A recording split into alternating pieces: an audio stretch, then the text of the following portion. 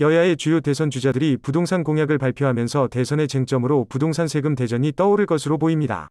윤석열 전 총장도 출마 이후 첫 공약으로 부동산 공약을 발표했는데 신규 주택 공급과 부동산 세금 인하 등이 핵심으로 유승민, 원희룡 등과 큰 틀은 비슷하다는 평가가 나옵니다. 이에 반해 민주당 후보들은 공급 대책과 부동산 세금 강화에 힘을 실었는데요. 본선 전 경선 과정에서 같은 당 후보끼리도 쟁점이 될 것으로 예상되고 있습니다.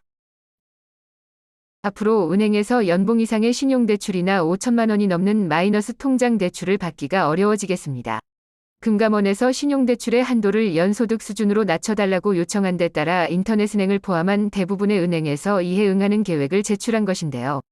가계대출 증가율이 가장 높게 나타난 노협의 경우 신규 신용대출 최고 한도를 기존 2억에서 1억 원 이하 연소득 100%로 축소한 바 있습니다. 정부가 추석 연휴 기간 동안 가족 간 만남을 허용할 수 있을지 검토 중에 있습니다. 코로나19 확산세는 좀처럼 수그러들지 않고 54일 연속 4자릿수의 신규 확진자를 기록하고 있는데요.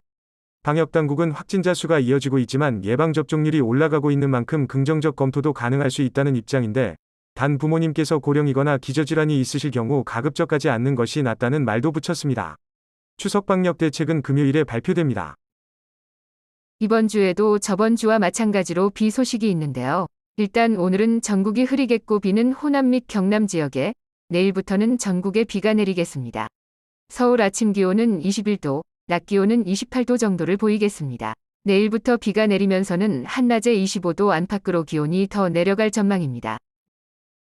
정부가 배달앱을 통해 2만원씩 4번 주문 시 만원을 할인해주는 비대면 외식 쿠폰을 다음 달부터 재개할 전망입니다.